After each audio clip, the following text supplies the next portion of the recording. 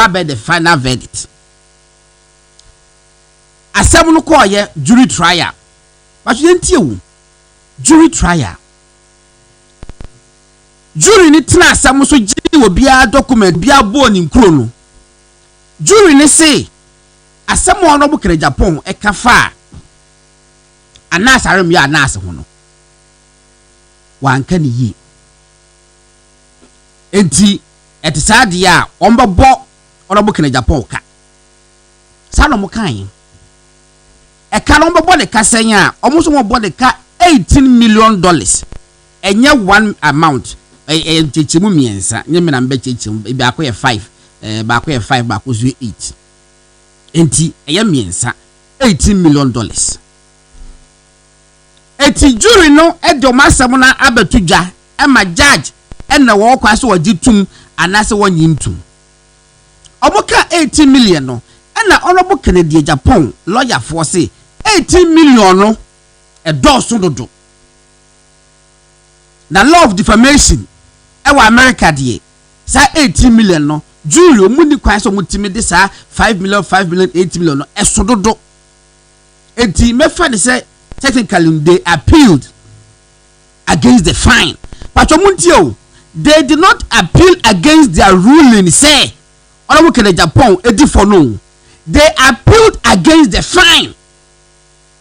They said it was too exorbitant esododo eti enye sa asem na yebu ogulu so no omo say omo they disagree rather they think say sika no sododo na sika na jury na ka no bro jury no omo mandate enti broni Friday bi remite yes ayi UK for kan remite na America for kan remitted REMITTUTR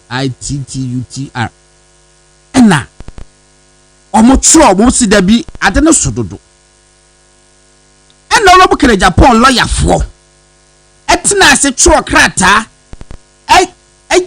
reasons legal reasons why eni se wotimi tuasa 18 million ne sododo eti judge no enye jury ni biemo judge no enhwe asem no sikatua no na wanti sika no so o enka se woni fo biemo e fon de itimi se wagye atum na emom no fine no wo se yente so ma no Bible so mini enura chi na judge no ede ni ruling ba ye say wa hwe bibia na sika no sododo embremu tia sika no sododo enti no anas sika na wo pen wonya wodibim na nso wonya sai sika no enti Honorable Kennedy Japan entua $500 efama anas aremiyaw anas enketu akotwene de atwene me asem wei common sense be kire wo say de tie ne say Honorable Kennedy Japan asem no odi fo na emom no sika anas e de court say yagu no hu fin etiye damage ike efantwa Honorable Kennedy Japan no say sika no na wanya etu court krata mu a Honorable Kennedy Japan odi fo but ene who should newspaper back I think Daily Gist front page say na $18 million be any holo ma court to be etwa ma Honorable Kennedy Japan so wontua na central for ye kasa asem ye boa enya dokore metwe ho amenti ase I don't get it me enya me de so obi na of course na this candidate come na asa me ke menya bi but I'm stating the facts and the facts must be stated. Obintimi ntu futuro nwu obi ani asem asi court why do you want to say every nwanwa ene enkofo bitimi chamada paramiso nya hwe facts will always prevail akala mpacho court no ruling na court ndi ba enu achi fatu screen no so me send the mamo unfortunately say bupa mu ko YouTube or the beto so na me read Magana fo nyina enti se asema judge no waka no court no wasesen minim se akala what that I don't go share so that to so that men kind straight away na peska me monitor free esin okay eti wo hwe ha se ya judge ni din Honorable Jeffrey B. Beecham. Krata no watro was filed 2:16 p.m. May 12, 2025. Hook up yeah, she say YouTube all man, but check mommy. Check mommy, let's share with me. Okay, was say I can read. Was say Superior Court of New Jersey Law Division, Essex County. And now read the address in the hu yamemo. Anas Aremiyaw Anas plaintiff versus Kennedy Ohini Ejapon and Frederick Asamoah defendants.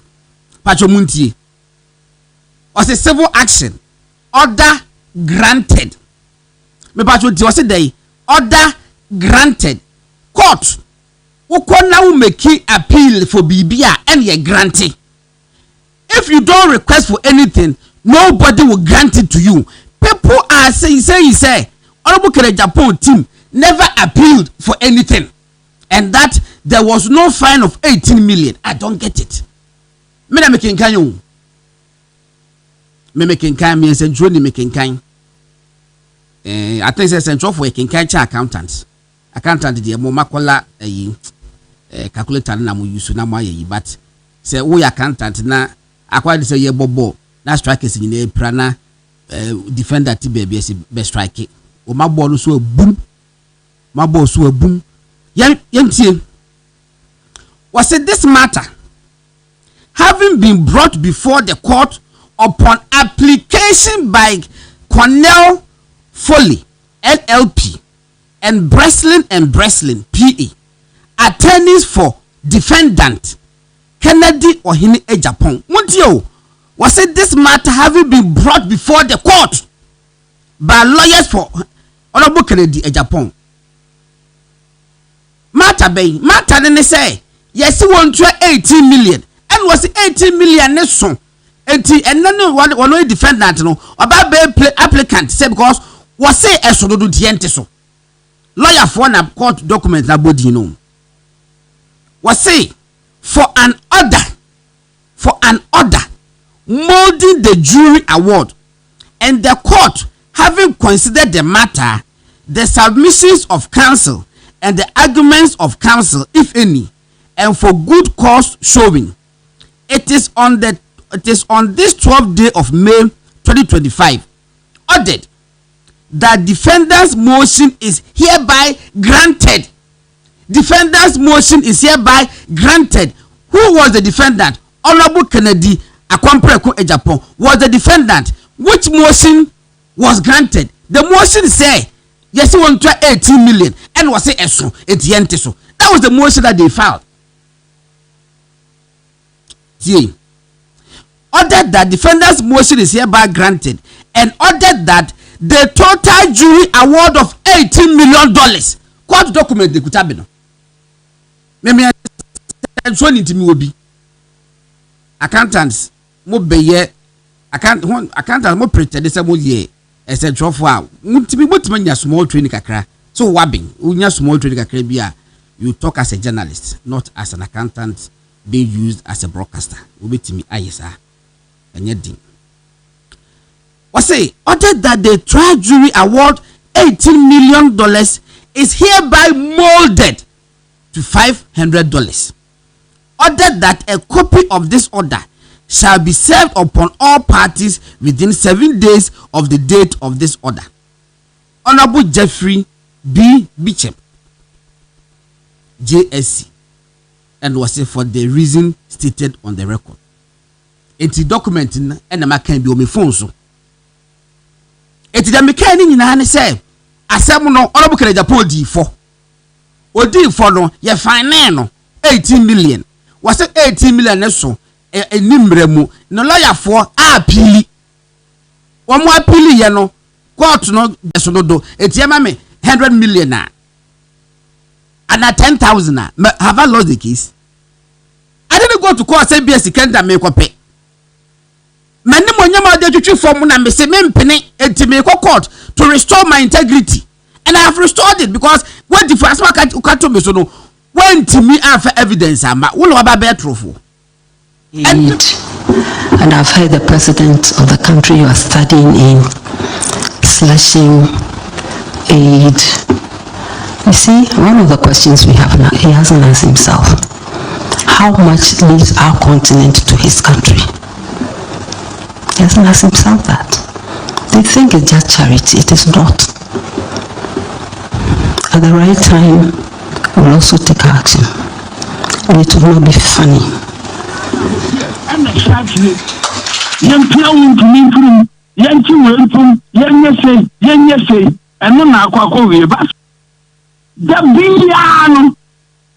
And you only benefit there or the fuck was saying, but stay and you will come on. Yes, will be or the panel shelter or what you come out to see our Bible, Tiama time. Yes, yeah, Baba reveal the secret to be or a draw be a yes, and let's go beyond the INTC. Yes, yeah, Fanto. A draw be a year to crumble, be a young Baba Titwa. I want you to say MPP because if you do me, I do you. Because you can't say, or not don't someone in check. MPP and support no are my independent the contest. No are saying you can vote, no you can listen, or yeah, I'm a cassette, about me, a bad family.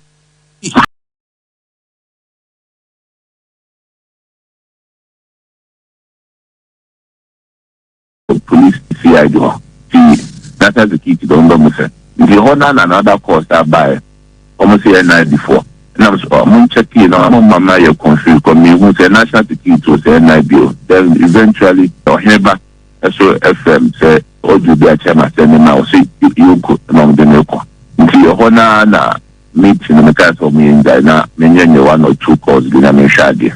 And Pan, me, of course, not in your confirmation said. Yoko and the milk. And they said, you two car, Yoko. You do not tell my own David or see, I am catching and said, on one after some also lawyer and the appeal could be so about also afro and you go inside. See, you go inside no lady or reception and then the Casa said, Yaba, I'm the general secretary of the party. Chairman, regional chairman, national organizer, and assistant organizer, no deputy organizer, and the person who chairman who be a course. Superior beer or the category of new. The man or give information to us. After about 5 minutes, and we'll be by the purported by a small but can say, oh, formal practice a buff for her, which me it will be now, young trainer or coach at 5 no, a bit near Shama.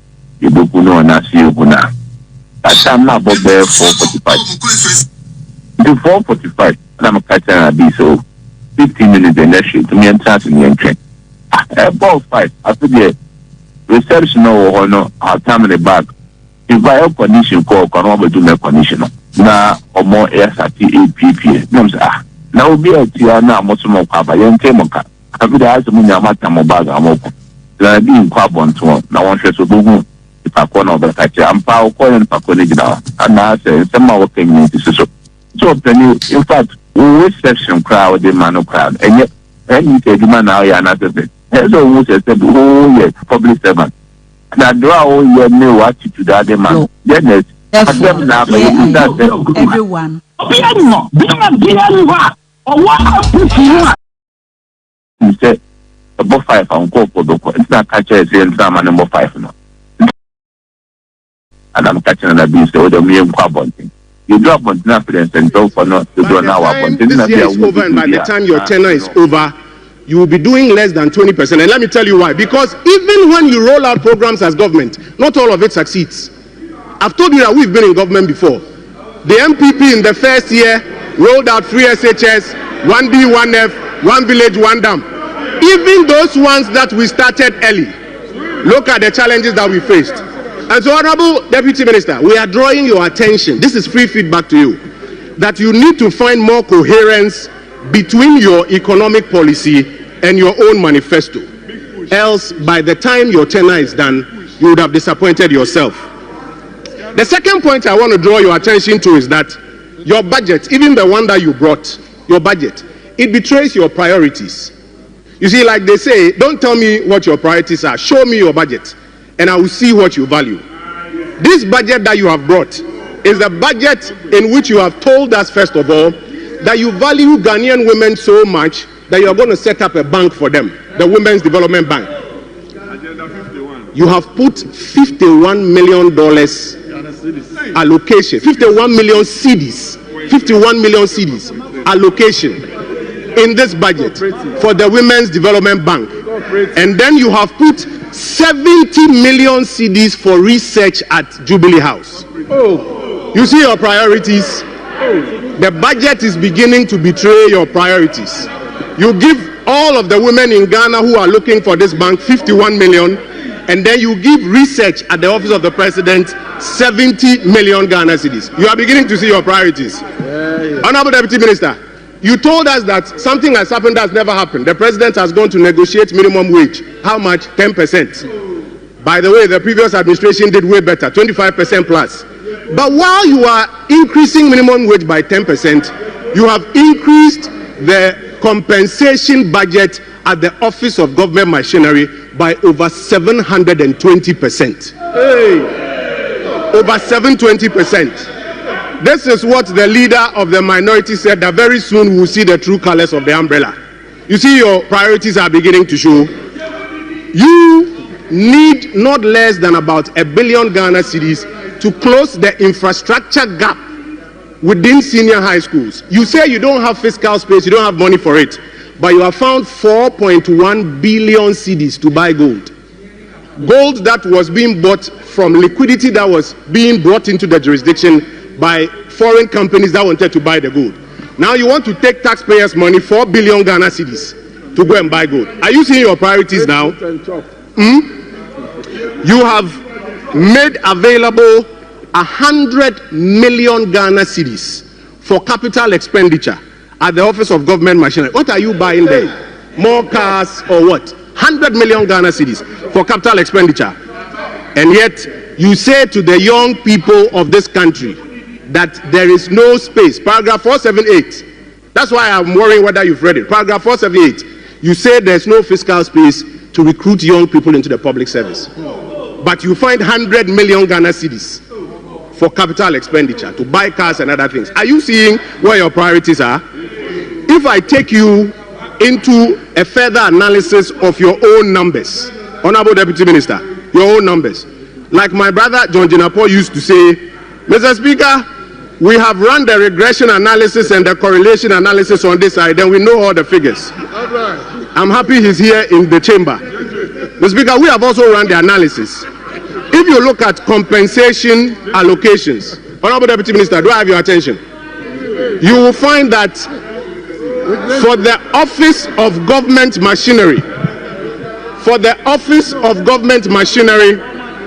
you have allocated 2.7 billion for compensation. By the way, when it was 327, you used to complain and do press conferences. Now it's 2.7 billion. But what is even more worrying, the economic sector ministries, 7 of them, the ones that are responsible for generating growth, expansion of the economy, and jobs for people, you have given them a paltry 2.2 billion Ghana cedis. You value Office of Government Machinery compensation more than 7 economic ministries. You were telling us a few minutes ago that infrastructure is the most important thing. While you have made available 2.7 billion cedis for compensation at the Office of Government Machinery, Honorable Deputy Minister, if you check your budget, the numbers, do you know how much you have given for compensation for the infrastructure sector ministries?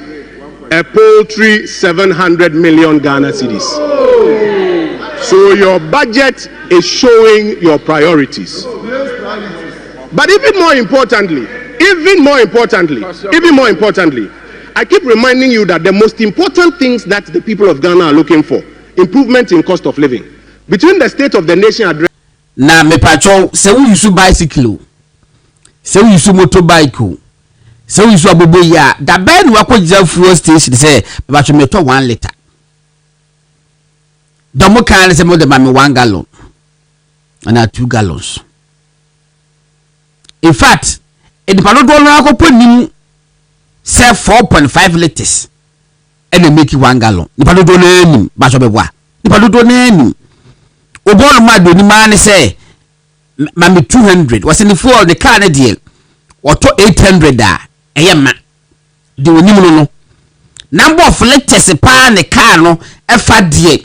In fact you can see ye so hwa professor for and doctor for bebrelu nim number of liters a o car e fa do ni man say wonya 800 cedis and 1000 da e fill in the tank yetete so aba ebia de 9000 afi na bia 850 and they fill eno ano no wonim number of liters eno ti no calculation na ne say sa wo tank no wo the 1000 cedis and they fill with tank and then wo the 1000 cedis ne kwa em fill tank no age say wo di 83 cedis e ka ho ameboa enti wo ti say shamima muslim say I'm ready to pay 1 cedi, 1 cedi, no omo is 3. 1 cedi for what? But 1 cedi by what 1 cedi na what the heading. Mahama yarega ufri boko. We say oh it's a parliament. We should be ready to pay 1 cedi, just 1 cedi, 1 cedi. No what they say 1 cedi. 1 cedi bear for their bad. Do you need 1 cedi? And then the bed be what they told 1 liter at the good day bemu. And the cars be breba be crempuno. What to 1 gallon a son, not 1 gallon go by and kind of put the menu so. 81 cedi now more cano. Very, very deceptive. Typical of propagandist people. Sanity. And they betty hunkobo. A free se many free die. Me who say a baby aba ama what the fuel what the taxes are too fuel so ne board didn't change say that me who be that and to be I see a money offers for back control exams BC na menya ntie say one more control social no yesi bi mu ntuatua o musika e bi se 400 any 500 minimum so mo so mate dia Sanima ekoso enono 400 500 400 500 abrana na na do holma na eye free ukotron so hwa aban e de trace card registration aban de twama no ene and then DC ubetua just John Muhammad wala you say kilentua good mate you be din komo na nsenya Tema to me, Yokofo a friend no. Ya mu detaining no beyond reasonable hours no. MPP for grassroots bebre sacrifice omo ho. E de ko supporto tema to me. Na yenduan mo Joy FM. Abrante bi wo ho. Na wo report. Na dano na e live. Omo mo hwe bie no se omo do mo ahu so bi bo no but the better is was be bo no was say I have been assaulted but almost so ehwe no so mo hu assault no etina ayi kakra say so who assaulted him? When was he assaulted? How was the assault like? And last one I say I've been assaulted. And my people from penny for crab back as but nobody assaulted you. Yeah.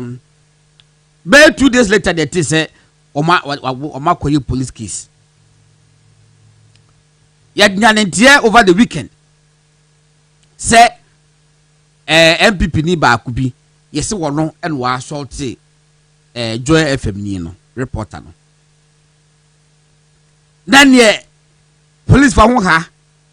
E hare so o makocha brantie no typical of police for people one year di shall I continue the weekend and na shim memene da ene kwasiada and na dopa omo de abrante no ekọ court aman remand ya man about 10 days the second magistrate na deny the bail and the Ghana mremu ya yesi boni bia obeye bia no eye bailable offense no the so called assault no he has been denied bail it not to remand 10 days ya pa na chema wunturu kokumase when dot about me amoko eyi dot ye mampo hene enti waba ene oba ye no menene kasai emma o kase wo pese kokwa busuafo lo ho na wolom kodi enkomo but na so okoya de so you could time no ebiti nyame adom akina obeko ho ye fast da kese pa ma Moses abo asida kese insira beko Moses abo ho pa because wo hwe MPP ko opposition obi a ya chini bia Moses abo will be there to throw his support behind you. Etibenso so abranti eche no Moses abo was the first MPP person what was dedicating in life ekọ ho and investigators ne hon kodi nkomo sa atele na nopa ya MPP from peniful bi so tie ya omukọ ho unfortunately no it's not akwa a bit too late ama ya man remand ba ya ko probation Moses abo any party from peniful a omukọ ho nyina enche se pu enim time ko pass ade ne beba so presidential primaries ne beba na metwa ade bi wo Facebook kitua bi se ewo mu se ye kase o ebi mu kasa nye eni ade but ebusafo mu zuma mu ye mu hihye mu me de sa na metimi aka mu susu ema mu ye mu hihye mu sa wo hwe se 1998 sunyane je kufuo na kufuo ado je Mensa ni bebre se 1998 ewo sunyane se na ka social media wo ho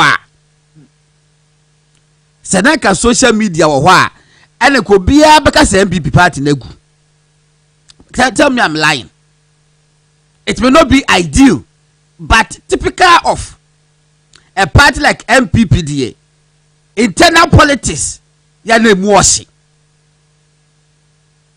mo fancha me but me position is obi kai bi che wa ka bi kire no obo wa boni bi o ka bi che wa ka bi kire no because ewiase me ema obi hunahuna wo ema ade a me mpane se be ka se akwa we de saa no wote eti jai no na me de me nti saa ni bia na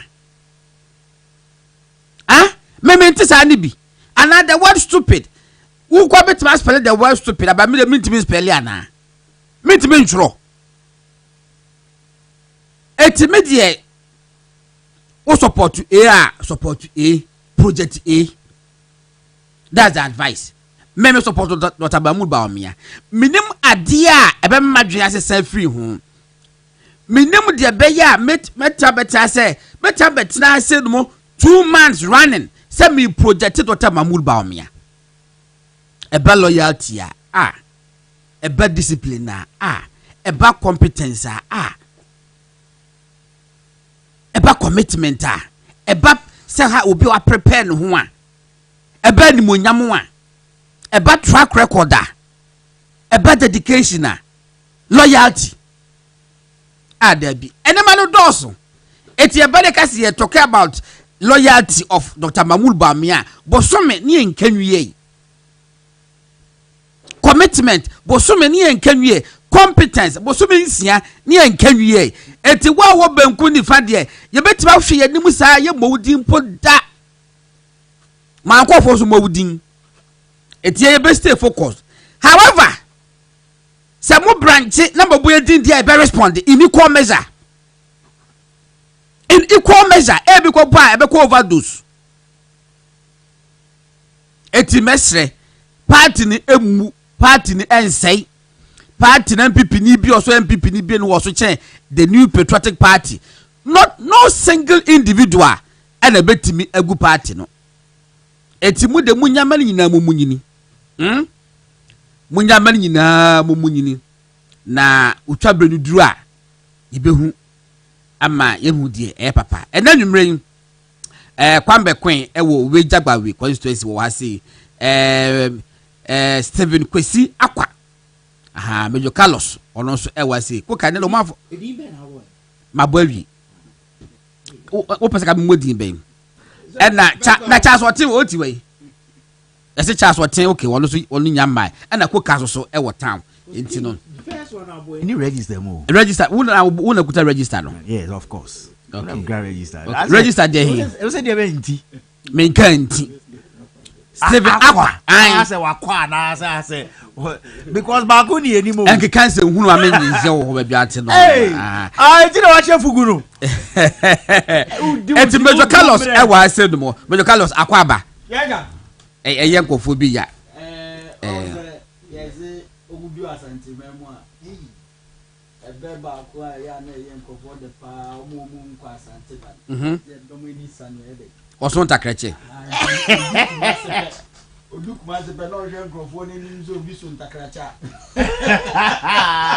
oni za ntakracha re je za himfie ngu ana ubehu bi abali me mawo ajo na me de nchia kese ama we kunya kese uboni ni die se fata bi o se je me kunya ye dasi na wankasa oni utim of producers modern mo amofo de ma Ghana ni uitumi ene movement eduma ko ni yeah ye dasi na ma chia me ya no diabolic baako na fine gentleman okay ayeko ka ho Billy Pacho mo check aso me say obi a microphone ye mamia mo check aso ba me hwa de we fantastic guy ho the issue is that Tobotiti fantastic ne de a relative and we dey be fan sa ti waka yati be kwen na ti say oh menu me da me Pacho be kwen mi na me ni kase ha oh nyankopon adom ye ho here ye ho yes say ne anape me ne the member of parliament and the constituency executives ye koma ye nkura no marset so mon fantro BC bibia ye lawyer Jerry Ahmed eta ye afibia emra oh yes obeba ye wejagbawe constituency ndi enumre machia ye me papa lawyer Jerry Ahmed and wejagbawe constituency executives for nyina ene wakonwa kese a wama ya akonya se ye metena se emeka ye Ghana munsem ene niama ekoso wokurum ha correct all right mate enti koka so ho ye no me ho ye all right now feedback to saying oh and I padi see kakra no showbiz industry now responded sir yes I think for loyalty I started your question but me my kind sisu dia say MCI eboa any ziga omunye MPP for because omunye MPP for a unkotina bi dwam enkansem ewo bia oye o baby amufri Ashanti region na ba menje so maka so mu MPP for ana so mu MPP for oh okay I don't very inti me say so mu ye bia me pese me hu omu card any dues o metua any activities o mu wo oh you put your card dia dues dia na say MPP for dues so mo ya suspend him po ba me ba say no na edidi agro okay ba 2028 e twabre ne so menim so mbebe animu oni emphasize kan o me di mowa ene be clear mowa se edru baby a ese moboa no che se mo anum de nti mo akọ the other side oh enya hwe ye mo obi anya di opese oye the fewer the merrier nti enya all right Godon menua MCI yeboa o se yenya nei oh so mo call mo program no mo fe no Godon me mama hwe okay tie nso okay ena me bisa se o se yenya ne den Godon MCI yeboa etie me na oni me papa enya nchen na wo so nim no me so me nim na enya nchen na me betra wade bi me da me sira nim no MCI yeboa me ena me so ne nsa de ne call MPP headquarters ekoye adwuma wo temporary sa akra ha ye asalam down MC ya ye boa me and I'm so ni mu after say madam for me mate bi introduce me no ma me na me penkrofobia omo makoboa MPP adwuma e wo headquarters godon abrabo boni a MC ya ye boa e koda na edi e wo MPP headquarters e ma ne for the home ma me money de ru MC ya ye boa e ma on for the home ma waye no ho se ono de sebe baby ewu ahieguo e no pese de bi otwam de ne ntomate MC ya ye boa but no, there are certain characters in this country on any kwanse so any kwanse so MC ya ye boa abrabo boni akoye adwuma we MPP headquarters temporarily so any banyo ko da na di e we MPP headquarters me kan che wa se be fem and no see we nya platform wo enva UTV enti ya mon abaso we should see her as one of the then celebrities ahenya ekrowem wa woni MC ya ye boa na o kan se ma obeti me program me ntimi you should be no but you see ojira CPA so ka se wuntumi yeren che se chairman egu ni ho animu ase ono MC ya ye boa no no ye ka che obi egu ni ho animu ase okrowem a ono oyo obi obetibi edi ni ntoma kogu abonte se ye mra ne mefa hata ne hwe ne ewum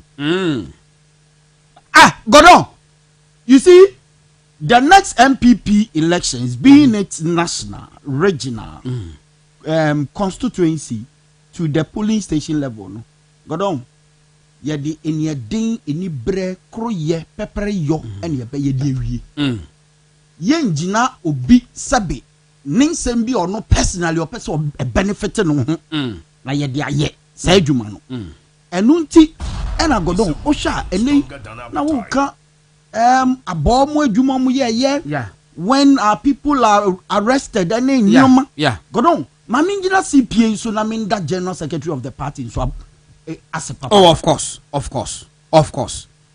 Justin Frimpong Kodua adwuma dedication na Godon nie JFK ye dwiri me hu bo me ema awosi gu me onim se ye rakotie ye ya na no ye kope baby di ni sie ye efieda ya woda ansa na efieda ne beso no na ye ra Justin Frimpong Kodua ewo ya papa untumi yoko Friday morning no that so yoko Godon between 1 and 4 p.m. Friday morning na Justin Frimpong Kodua ewo asin jakai asabe penin say nko betwen say enkola no nsiesie canopy no mo hihye nkunwa ansa na waye den wa baba bedu yera Justin Frimpong Kodua edu ho ewia ketekete beboa ye ma ye hihye nkunwa tisi canopy esisi platform say ye de ye programming nyina no nkunwa ne canopy ye hihye nya yera Justin Frimpong Kodua gina ho make sure say ye bewie ni yie ama ye de aye yie ase ye papa kuti enunyam. No, but you see, I must be honest. Nipa ya dia osaye. Simple. You call a send off by election. Attitude na Kodua and the party leadership no put you up or me. I wasn't impressed. You buy be kind. It when that defeat the buyer no, I wasn't surprised. It was a baby na Kodua ni abre na wone police commander bi eyiyi na gabi ji akire in fact eda mehu sa video ni bia no na me ka che musa kopon do me because asema me ka che omulomo antie but MPP ko positioning nipa wo ahuhiam no you give it to him why am I catch direct fantastic leader yes na there then say obi ho kire no na nipa ko na frɛ Kodua say o general ebia police for ba me ha say no be si be wasi twan me empie me ba wo yes wo ba na no me yaso ati adenta kumi kura memete adenta o ye ti adenta kumi na ye register na Kodua onu akokodu ho na me me ben anopa be 6 no less than 1 kilometer no we di kan akoho akɔhwɛ ne yene ne man sana ye mu bi kra ye ne ye call such a leader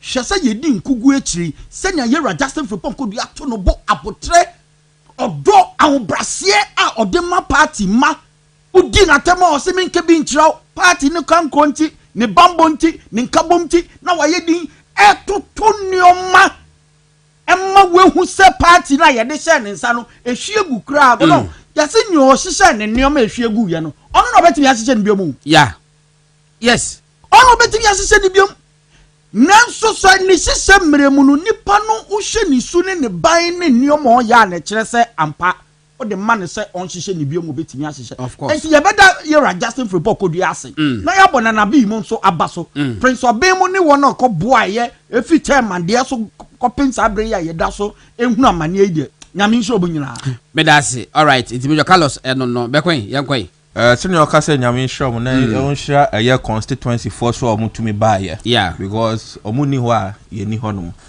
na ye hwe eye MC ya ye bo ansem no okeka. I think we have given opportunity to some certain people our party mu and today nyomode ye no ye ko 2028 na nyame ya adom ne ye tumi din kunima. We should look at all these people, sideline them, and one more year, Juma, the grassroots. One more, I say, yeah, then, ye kayomo, na ye tumine omo ye Juma. Nasa MC ya boy, send ya mebra, I can't want semino, ya pebe be de omunina ekogu. Na, men can it keep to be NT4 say. We entertainment program, you entertainment program. Yes, exactly. Say no, politics. Entertainment program na called any political show to lambast the new patriotic party. But people should be careful. All right, and then for 1 city per liter, 4 cities 50 pesos per gallon, and na eba. Utie kopek for ne message a year de baya na anodin. Almost say holidays any weekend. Na mafa kuntinase.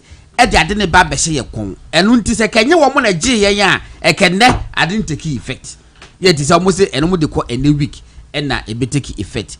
Interestingly, President Mahama eso ko kan be bi say it's not going to affect export price and ti se opeso je say 1 cedi per liter na aba no okobu fuel a untua nwanwa meanwhile energy minister also say says can you find could chat a business be a bola say can that ho then when the baby tofu e dey power your machines say the baby to me yankania et the Jomama eka as president say yentua no what is he saying be ko yenko o hwe dumso levy a eye energy minister no de bia me ka say the NDC aban no omuni focus e ma eye Ghana for one ye no mu say ye chin Ghana like ye chin Greater Accra ye move ko ha eye adwuma because of dwumadi a ye di no na we beto 1000 and I mean can say 1 liter and nebema a year timemufo atiasie 1 liter bia eye 1 Ghana cedi na che say me to 4 liters a yan can say yan mu say ye the moto na niama ene di dwuma wukudum ha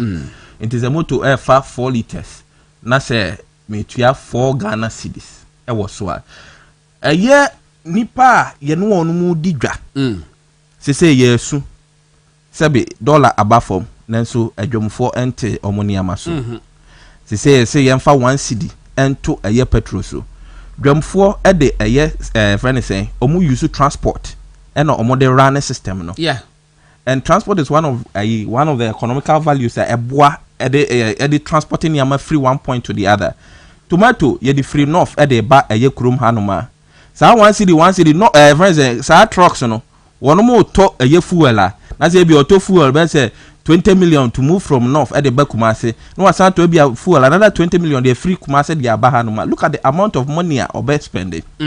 Saying a beka a year get here no.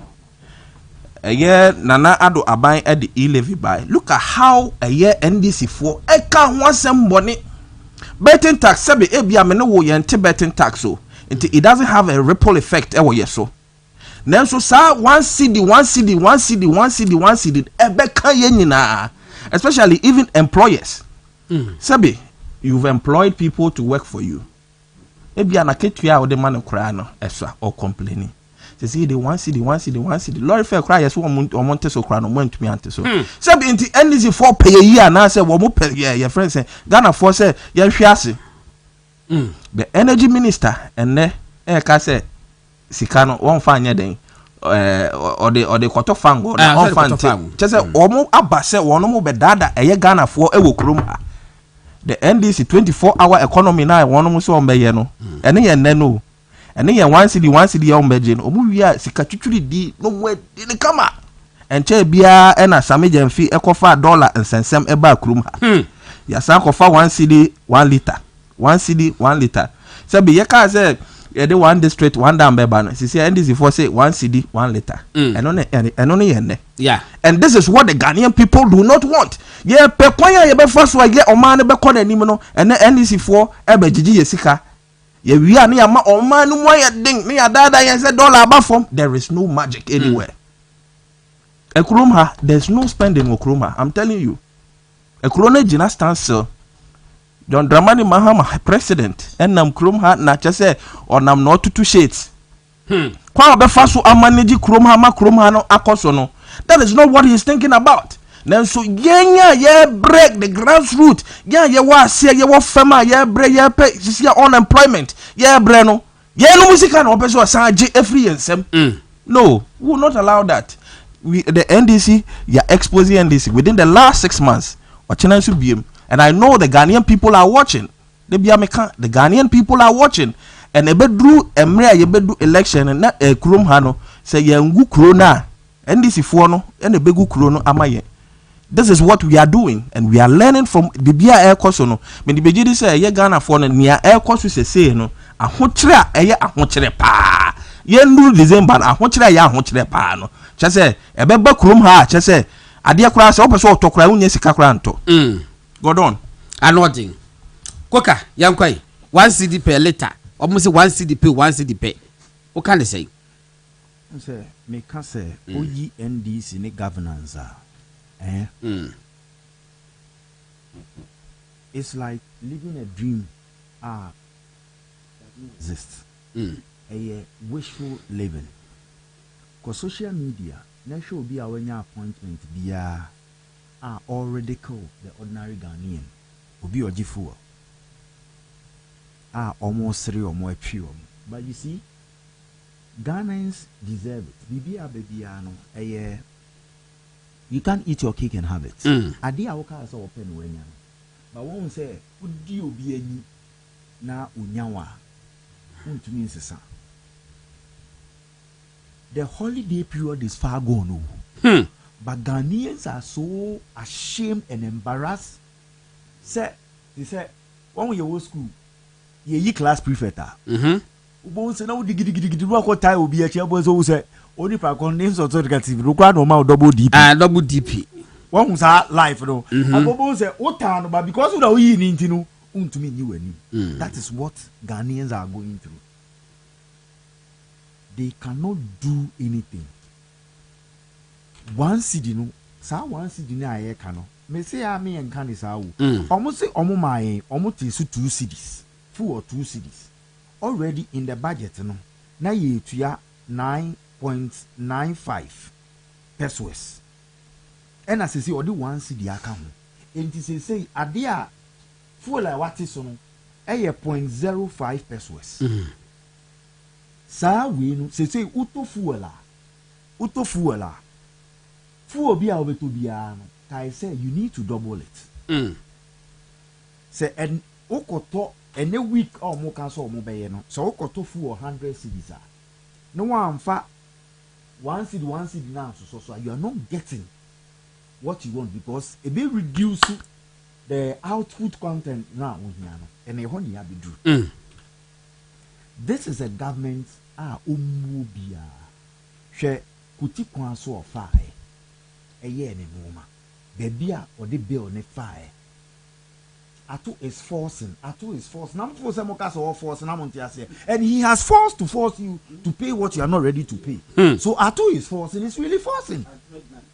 Yes. And when we say triangular games or more can say in the system it is energy levy. In the books you're saying doom so levy. President say fuel. Minister of Finance say Babe service legacy debt. Minister of Energy. Obi otumi hwe ntakrem hu se containers ayira. Otumi tina otumi ka say we have 5 hours 2 seconds more for fuel to finish. 2.6. Na ebebo 5 o'clock. Na the PRO aba say fuel is on the seas. Hey. Mahama is a who. No. Eya hole o ka se cheso oye mua because otumi born in Salu say na ya fele tank na esinsuo su na aba. And makase until say yebema yeni akoho, I am saying and I am saying it. I feel there is an element of corruption be in the purchase of fuel.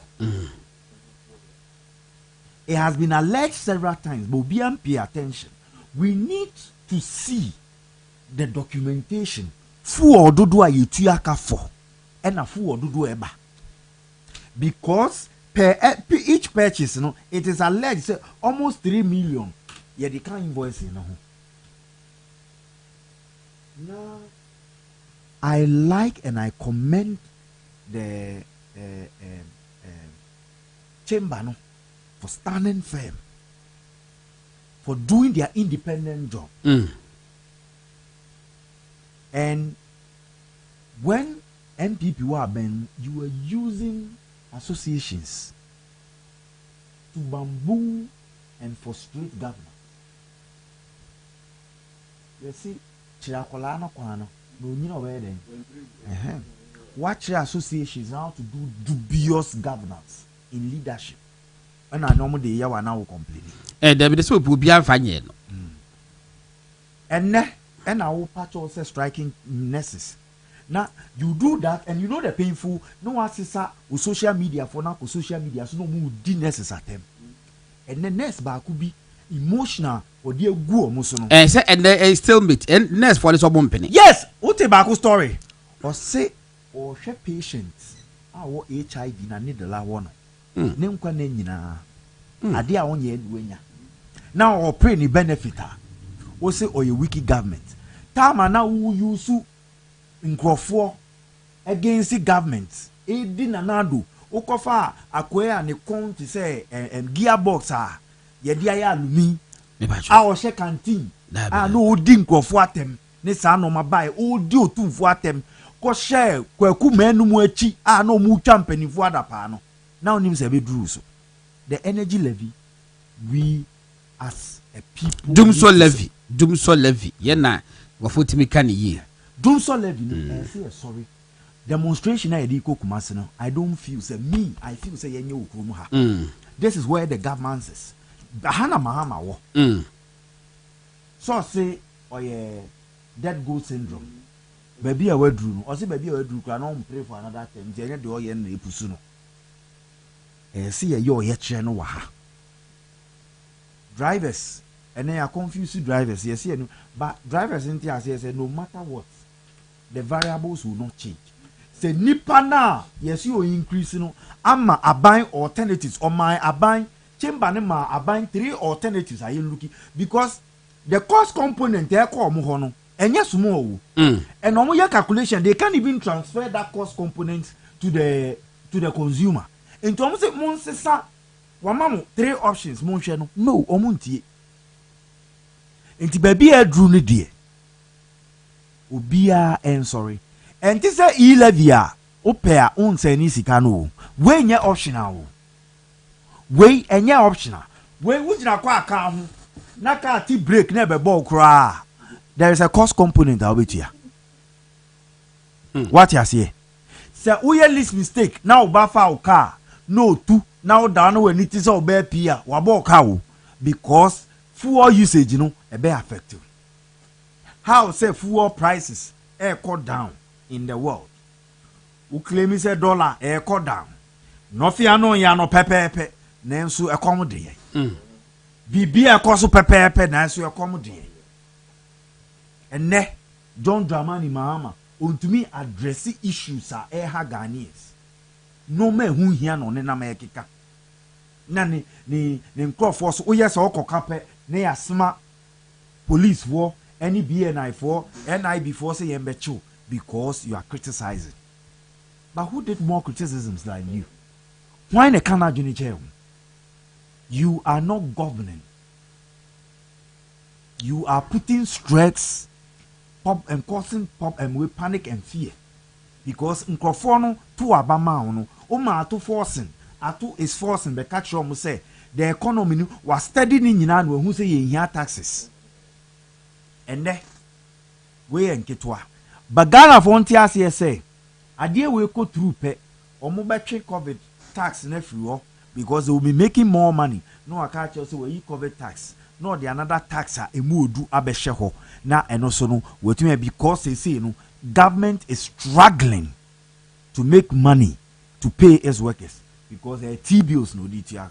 All right, Busa for me that say Kuka and Amotenica no na an MPP4 a press conference na Honorable Kojo Ponkroma and na one other people no more address media no na and wakasai Usa Kojo the spokesperson one and the economy and bibi ka ho na wakase ebra abani yi 11 no omoka say 11 na government nya somewhere 2.4 billion or so na narrative omode to so ne say 2.4 billion I say na aban ekonya free so no ya watwam no itimi say John Mahama ye Ghana for papa wasale 2.4 billion aba be she Ghana for botom enti no ye fa nkoye adwuma what is semfun 2.4 billion as say they are individual bi abotom sa. But what it meant was that 2.4 billion for the whole of Ghanaians in about 30-something million in yenche. Now, do so levy issue are airbing. It is projected say ababenya by about 5.6 billion and the free. And it's only 2.4 billion a chanya. And wababe we have 5.6 billion na. Yet free myself wafa. Just what we have more than 3 billion a free holo. Na you said we don't cast what they are chain. What boy? What they no say some others here. When the name to be someone said what for who for one name casting na what they call salon my. Major young queen. Babani me da say.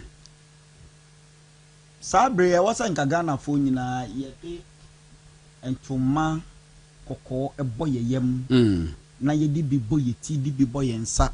Na ye tisi lorry kwem ne koda lorry kwem say ye mpene maka bia enkwem godon ni say nti ne say John Dramani Mahama afei na mate ase ne nti a ye se wupo obi a odi ntro epetumi pa Ghana ha ne Africa ha Mahama na edika dikai wondi o ne honde ono odi tumi godon Mahama ye broni bese ye kaso bi e common obi a otimi bo wasum na we yi nani utwa wechi a unhu se obi agina ho enso na wabo wasum usanda na ho a na weti a woyam na wayira ade ne ye oya pa nso unhu nie nti a ade no account godon sha onim honorable Bejira yes oye committee chairman ewo energy in parliament parliamentary select committee on energy or say, and I'm quoting him from My Joy Online, 9th June. Or say fuel levy or 1 Ghana city fuel levy meant to purchase fuel to prevent doom so. As a chairman say, says Sikana John Mahama buying any ato forcing edge Ghana for no. Omo de kwa koto fango apawa yenkania amaye. Omampeni John Mahama nkase mu no all sign ade no ono nso say ya de kwa kotuaka godon obi be say which is rich ai eno na me bra bi o wa utu bodwe ase obi sansa which is rich and obeka cho say it is a which which is no it is a which godon abanya yetimu sisi ano omampeni John Dramani Mahama Ghana for muntie odwene contract ode mani nua be ma Ibrahim Mahama ne yire mom de akotena ba bi awasa omusire mu Ghana for ha ne de anya ne problem o No, Mahama is not thinking about how Ghanaians will survive. Mahama is thinking about on personal interest. And na anaju de suom na to forcing. Edi document say okoye statement for parliament under what? Emergency. Anambwa. Sabra no Mahama onai. Yembisa ye won say at what time? Enna atofo sen eko hu cabinet eko sia cabinet ni omudi nkomo ma cabinet ka ata de we de eko se ne ya yeye ansa na de ache enti Mahama wada e wo Jubilee House e na atofo sen ene na atofo committee okujeta blackwa ene energy minister dinapomu e ka ho a omudi gu Ghana amemuo no no mo se no enti sa de a enka yan kwa hunyenyi a yekomu mu hwa goron sika we ya yetua no NDC for ye na ada afo nti no mo ka kire Ghana for se yetua wan Ghana cedi goron every day trotro ni bia oto 10 gallons of fuel a ode ye adwuma bia no goron multiply 4.5 Ghana cedis times 10 450 45 cedis. Yes. Can it DC can Robert say 4,500. And then 45 Ghana cedi. Driver utu efi Kumasi ebedun krembiano. John Dramani Mahama baya ejo 45 Ghana cedis. Utu kwa 45 Ghana cedis. Aya saying 90 Ghana.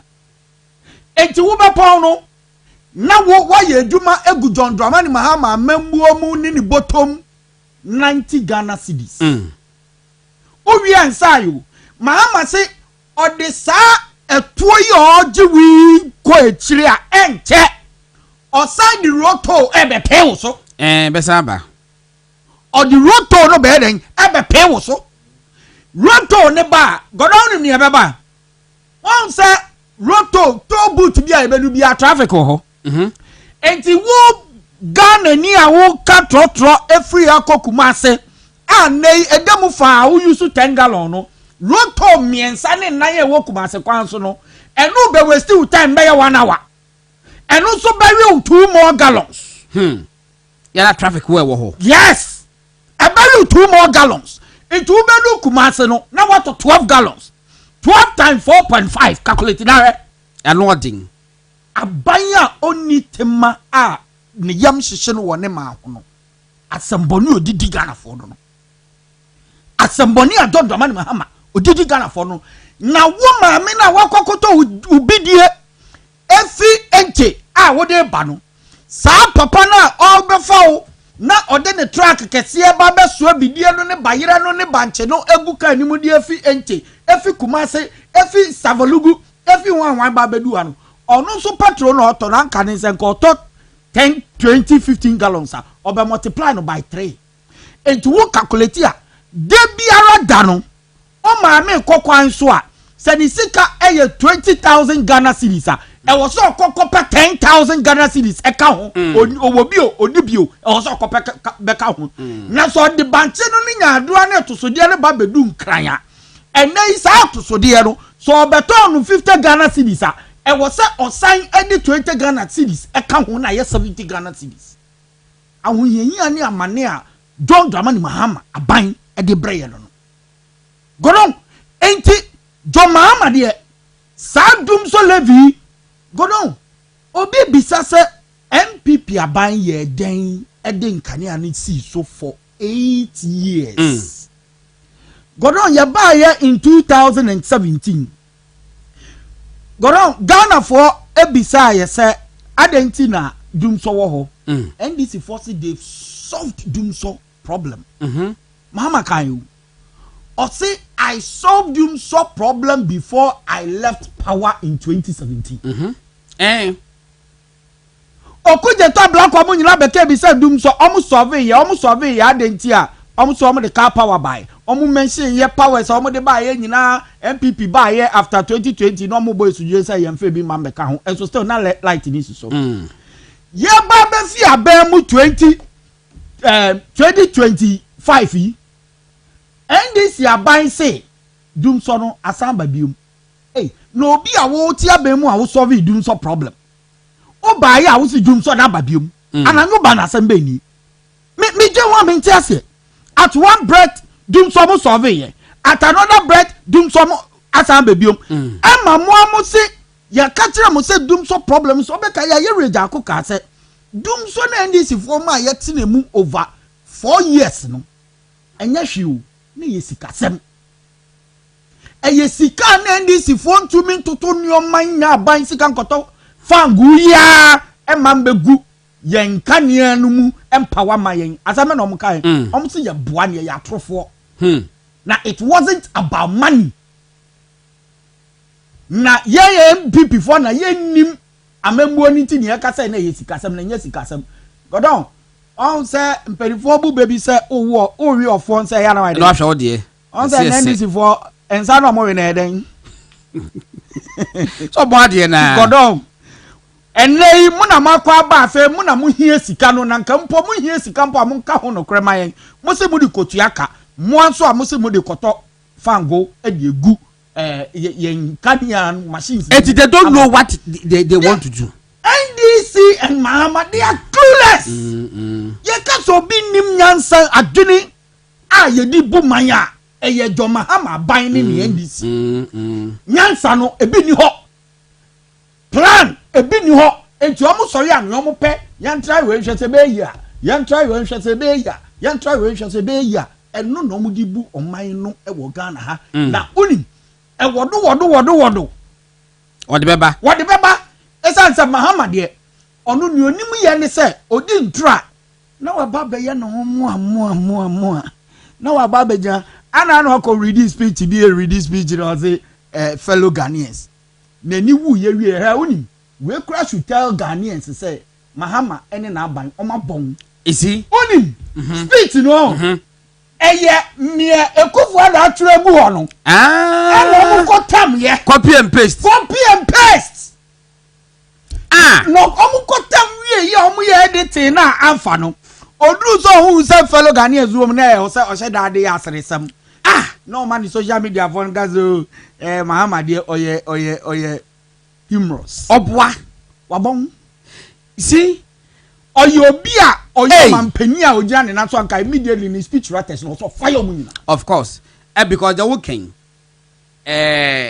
we student of communication. Yes. We nim science ma working. Of course. Obi e kasa there are certain words be great sir. We nim say dey be obeka. And the mannerisms ye hu. Na the content ma me hu say Jomhama we follow the weather. Che. Ono no wonka my brothers and sisters. Dabi. Eno ya Tamils. Yes. When meals passed on. Afedie Jomhama kasa no akowia my brothers and sisters no da beshim no de ne dia aka ho. Thank you. It is they said the Bible come my brothers and sisters fellow Ghanaians so be kan nyina dia bom wonye natural wonye organic from so onye organic ye do mu wiai ye do wiai onkrofo na nkansa so abon ai wo mu wiai omo so abon because omo kotam document no and omo ye editing omo printing yen so omo anye proofreading na godo me no me no aye communication school aye train communicators ye frade be proofreading of course it is a ka ko wiampa obeden say so that day na say AI kwa ko wiampa say so that day how say o ye editing how so ye editing na akwaduro ani yenim yenti and omo tam ne sa de betu nanim enya one so o ya ye ne be thrice ma me read we ma na fatwa so na ye hwade Comac for the issue statement. Now we dated 8th June, which was yesterday. Was saying, we write to register our utmost dismay and strong objection to the letter received from your office this morning. That is Sunday, 8 a.m. Dated Friday, 6th June 2025, a public holiday. The letter demands implementation of the new energy sector shortfall and debt repayment levy effective Monday, 9th June 2025. Let us state the facts plainly.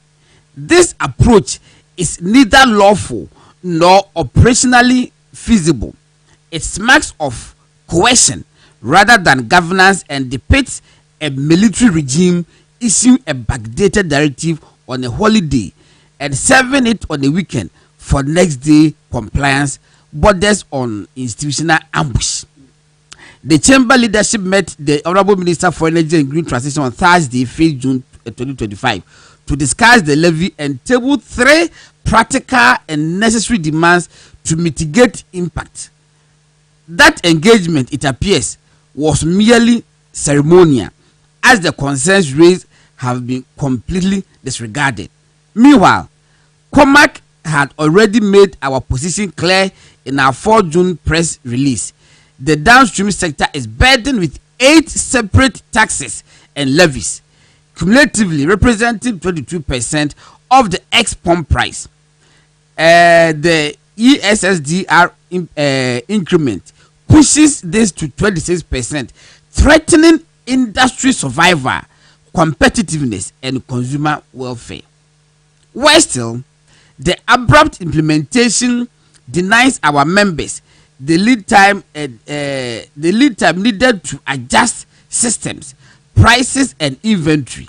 How are OMCs, most importantly those on the cash and carry system, to generate funds for a tax they did not anticipate on stock to be lifted tomorrow?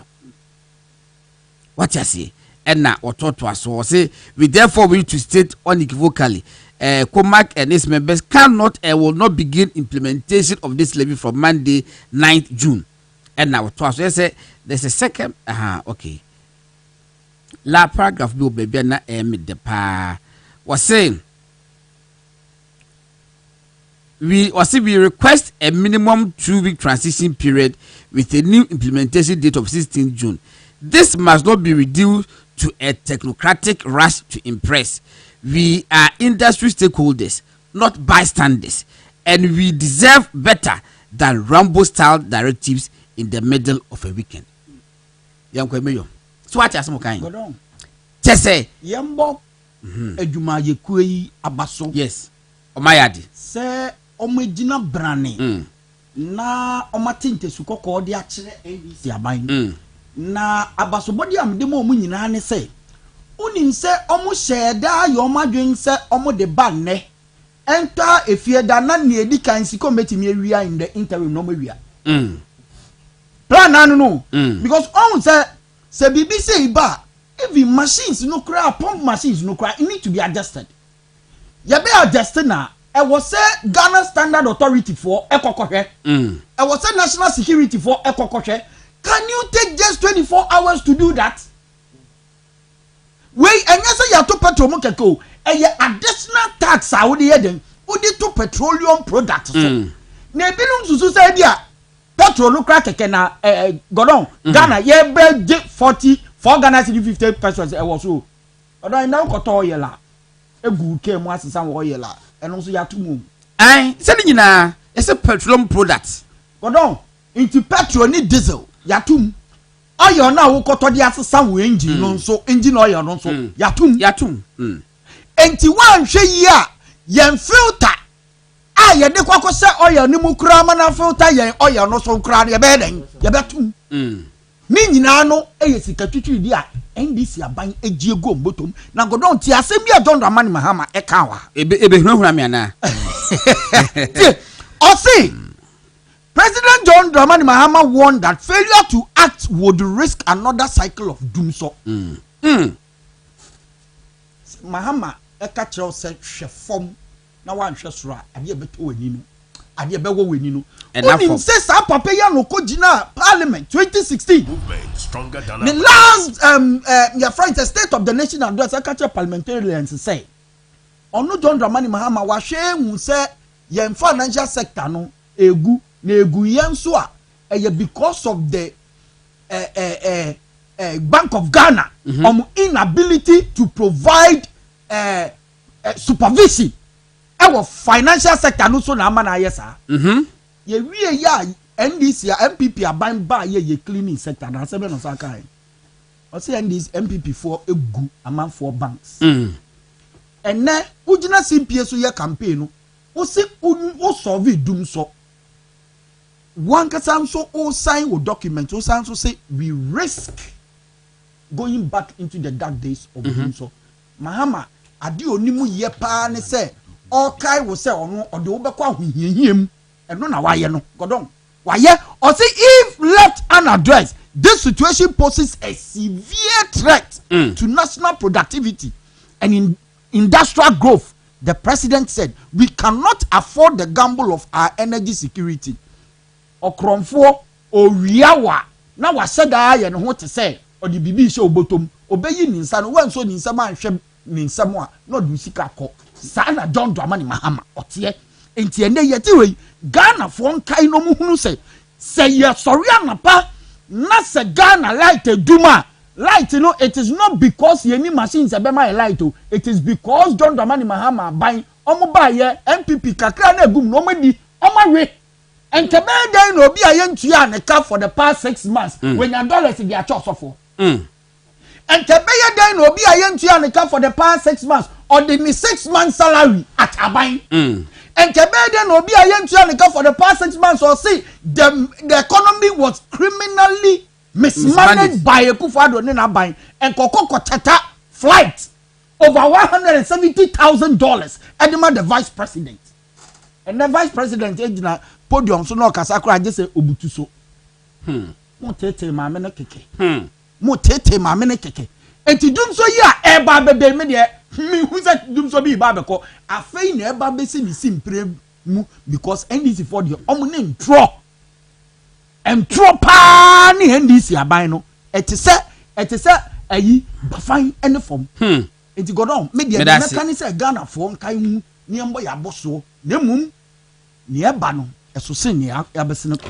All right, abusafo ahaye wuntumi radio 95.9 Ghana nti na utie no utie esa hwe wo social media platforms ni na abo 826 enti ma men kanfo high sense for we products no more Tony de nyina eda so ebi ho no fridges ni cookers blender kettle iron air fryer sound system water dispensers bebre ni nyina ebi e wo ho no high sense for ne ma de the biomo to see fifi but quality no omo compromise no the whole Ghana bebe no a omunie Accra so mo baby bebre is Legon Kisima Achimota Mall North Industrial Area Opera Square Accra Tudu Dansuma La Paz West Hill Mall Kaswa Bachuna Jansen Mall Tema Committee 1 Tema Committee 25 and baby bebre omo Kumase e o mankesim Kofodua ho esunyane Techiman Tamalezo so omo e wo hol munte be kanfo high sense for Eddie amount say ko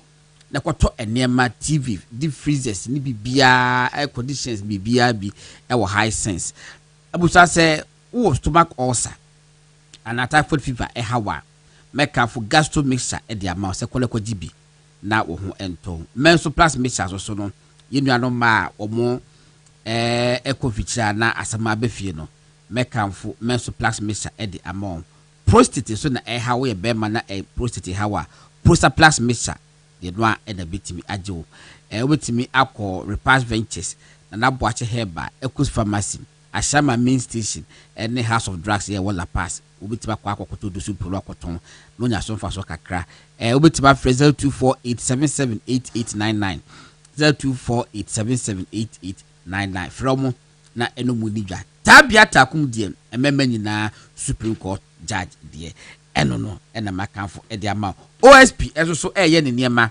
anwumren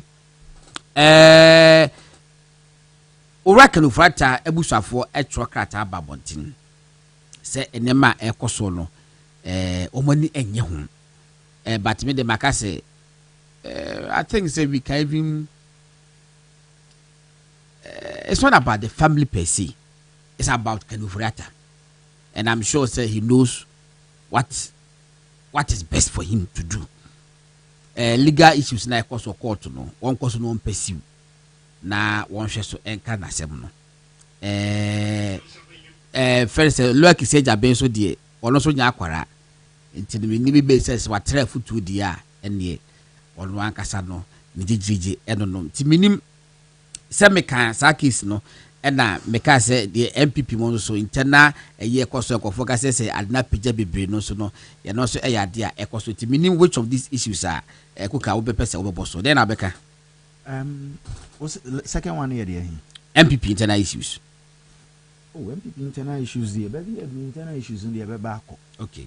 And one see a better kasa ye ni ahwe se ne me ma obi a okan ye ho enko ma NDC say anytime bi NDC for eye bibi ana say omo akɔhye sumu ase omanyi bibi omo bɛyɛ no na obi odimu one of the richest people in the party eba bɛyɛ the destructive organism no a shift you be attention free the NDC ne ye no so na bɛyɛ internal fight hwɛ ene chamber ya MPP enimu aguasi o Aden because they could have implementation be so easily because wafa the bankroller of MPP etin who si dream starte ema obia focus free the doomsday levy ebe ma internal politics now share social media ye gu ye hu fi ni sa no ma MPP wa se da bia emfa nkoma chambers no omna so emu because internal issues ne de beba but me feel say currently say general secretary and the leadership of the party your communication department it has to be looked again. The communication arms see empower your drum pempenswa see spokespersons for every sector in our communication. Near informing committees, social media, now there should always be briefing and order. Energy issues, I don't think we have been resourced with the energy documents now. In Crawford to me ready any understanding. I can hold the forts. And the lead people to send money others no more. We need baby a document we because and a baby so be a dear kanya ye dumana. Ama shortfall. Yenka who say we are working against a 78 million money machinery. Enti say ye no me ye enya the communication right. Naka every week biano the party grassroots and everybody needs to know the ekoso. At least would the mumma senior till the timer because the falsehood and no man you see as omo manage senior be temper mercy ama unity abano ebilum so afasa akwan no so akasa abeye N1 and omo di speed nam so and ye cause commotion. Yenum bi wo ho a ye hu a ye beka wo. It doesn't matter who you are. The party is bigger than everybody. Ye nyina ye she party na se. Na so why ye wadwen so say party no afiri and the party no this is the time akro ye ne adwuma ne hia wo.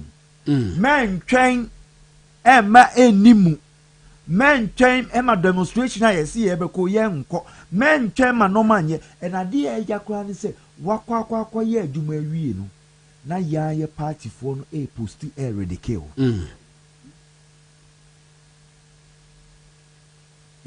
Internal issues need there. I think say yes. A lot of the executives no more give it up already. Kakana and Wohono, they should find an operational team. Na yem finding the communication writer. Hey, when a mother. Me who been 96 1996 me who said we be you. Na ye West chain we you 98 Sunyani. No 96 before 98 98 and no that time now they sign no 96 okay fine. That time nan crofo na wo ho for 96 elections. Yes. I said your primaries no early 96 because of Great Alliance in intermediate delay yeah. Na that time nan crofo school omako omu tike bi di o. Any experience omu ye ka brofo no that time no omu ba na omu kasa you don't have a say o.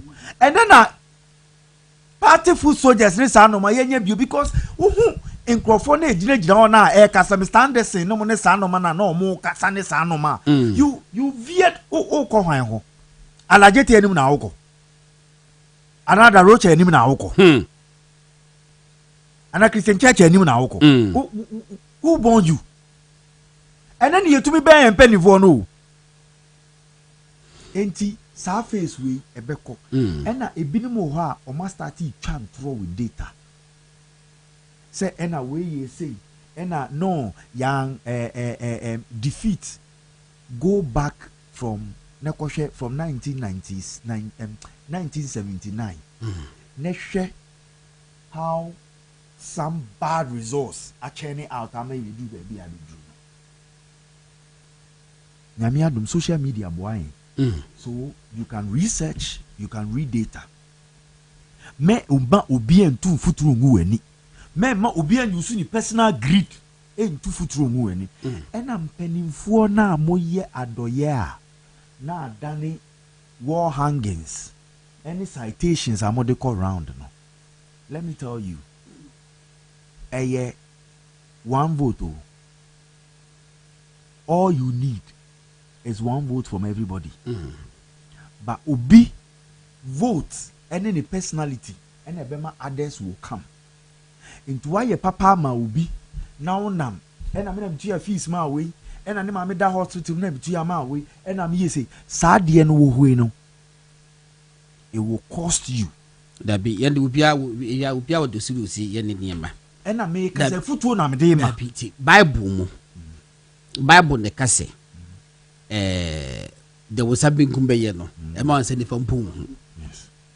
So, of course, sorry, dear, wouldn't miss idea. Yes. Then about no, then there been back on one class, I don't know what the Baba is. I don't know, sorry, class and Baby shoe. Let me listen to so class, sorry. You for them on the colors, but that makes any say. That's so tell me so. Mimi, it is a me family, you man, as I say. Hey, it's a mission say in the good on him in I won't pass right now, boy. What's all come why Abba from Journalistic Mukina? Take over. You said I've been here, and I think the new patriotic internal issues. And you are no crying, say a center for crowd more, you have no mukrako. Then, you're free different all walks of life. I'm say ebeba na nehu hia ne se nkabo mu no na ebeye den ye behwe na etumi abantem na watimi wakame we ayese die ye behwe na yetumi aka ho asem na I'm say ye fi bibi okay and che bia na ye papa ye chairman wontumi yeah, Yoko Ebefa, ye share the love that came from the party to support your chairman. It was great. Na ye be kuka, minu kuka no ojinem na menine dana nem se na menine jina okra na police for nka omo de car na ebe pemi nyina so aye nyina kogu. Na wa hu ni video bi no. Oh yeah. Na wa hu ni video bi no. Eti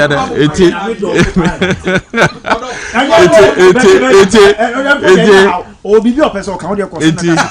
Ya hwe. Ba wa hu video bi no. Na bi me nya hu video. Kwa wa me decide no number ya no asem. Ti be se ni ha na. I was chairman. And then we data bibre. The chairman. Except we use data. We use data and science or your chairman. Internet data. Ah okay. It your chairman who don't party no who don't e den kabom bi buy. Yeah. E den kabom kese pa buy. Nti yam say kakra no. We are just 6 months after the elections. Enru sa fi beba na wie ye no na che say nkabom a ye hia wo party mu no.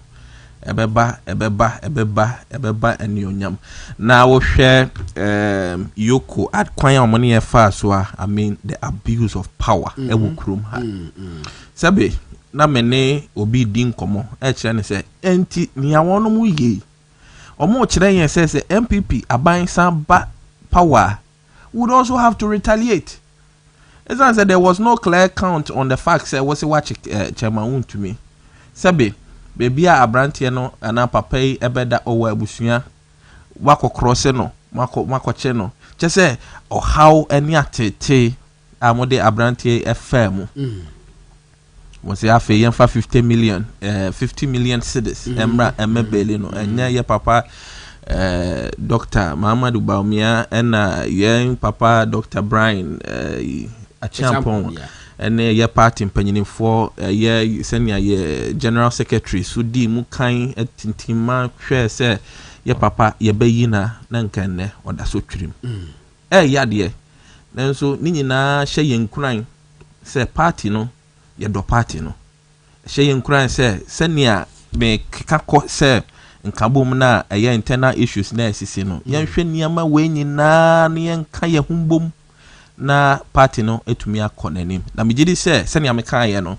enuru se afe ne bekọ na wie ye no na che se nkabom a ye hia no ebetumi abam matete se nka ese ye sha ase from the national down to the grassroots ye twen ye papa a proposal yes matete ye twen ye papa ye Justin Frimpong Kodua onu na kita party operations enne inti nyobeka no yenso ye behwe ekwan ye se ye beko congress ye in July inti ye bompa ye se ye be yes conference in July be next month yes we just have some 4 weeks no best 6 weeks be night ye call me akohwe me adwendwen party no ho ne ahwe kwan ya ye betumi afa so epeja ye MPP no na ho aye fe kama say ne say youth ni na adwane akọ NDC omunwane ye sabi omo tete the NDC cannot satisfy omo hono and the party has party no has a lot of internal issues a lot of them to me and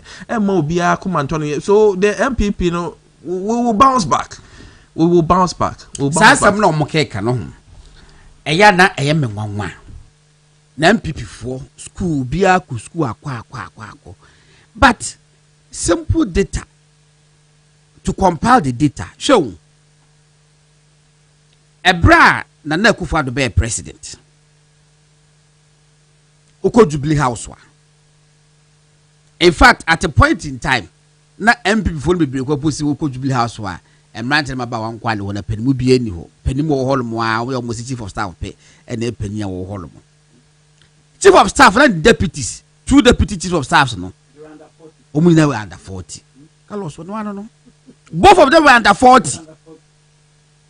Abuni Asenso, they were under 40. CEOs Bebre under 40. Deputy ministers Bebre. Very young girl. I go to some menu when she was appointed the deputy CEO. Yes. Deputy CEO for National Youth Authority. Now we say, 40 years. Oh, in fact, me sure say you no.